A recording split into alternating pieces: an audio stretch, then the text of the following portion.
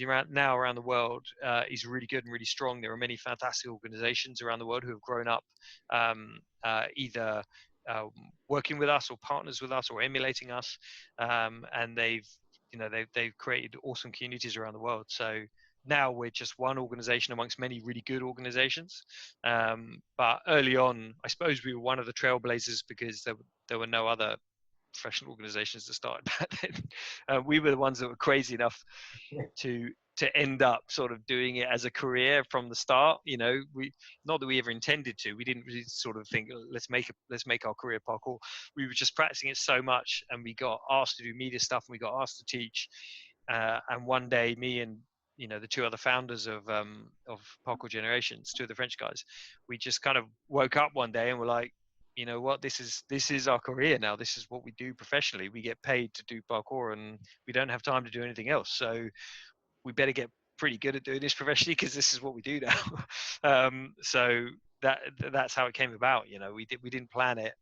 We were just the ones crazy enough to think, yeah, we could probably make a career out of this, out of parkour. We could probably do that. Why not? Let's do that. It's kind of how it happened. When people look at, if they're looking up online at parkour, they can see videos, TV shows, movies, all different types of stuff that people can find and be interested in. Are you surprised at how big media mainstream parkour has gotten with the TV shows? I think there's been like American Ninja Warrior has been a popular, or Ninja Warrior in general, just has been popular, where it's showcasing these skills that these individuals have, no matter what age they are, where they've come from. They all are showing that interest in parkour in a way. Yeah, I mean, the growth has been meteoric. There's no doubt about it, and that's been helped obviously by technology and the internet and social media and all these sort of things. It's obviously sped that up a lot. But yeah, if you'd asked us back in 2003 or 2005, even 2007, if you'd said to us, parkour is going to eventually do this, and it'll be on this scale, and it'll be watched by millions, and it'll be moving into the Olympics, which is going to happen, we would probably have been sort of like, really? I mean, we did not plan that. No. And like I say, when I started training, there were maybe 50 people in the world that even knew the word and knew what it was, and it was a very, very small, exclusive, secretive community of people.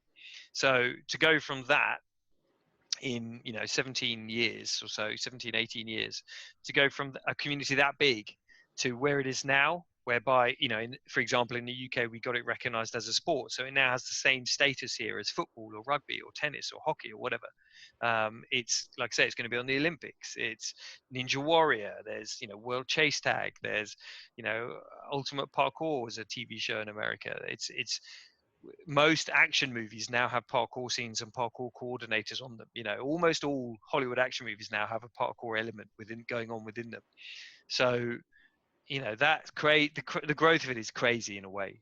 Crazy for that to happen in less than 2 decades is amazing, meteoric, and to have been part of that and been involved, especially in the early years when we were the ones forging those industries, and being involved in the first movies and the first TV shows, or the first commercials and things like that. To be amongst that community who were involved in that.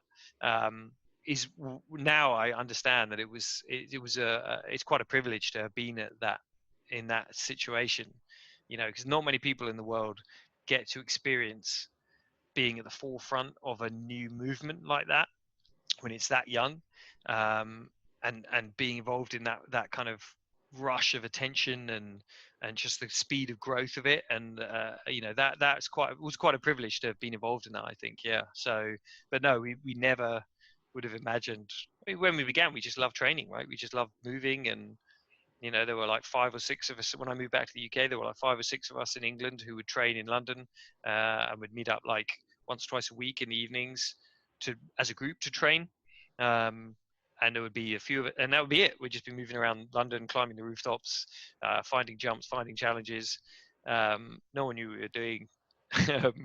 And we enjoyed that. We enjoyed the fact that it was just us and that no one else in the world knew what we were doing.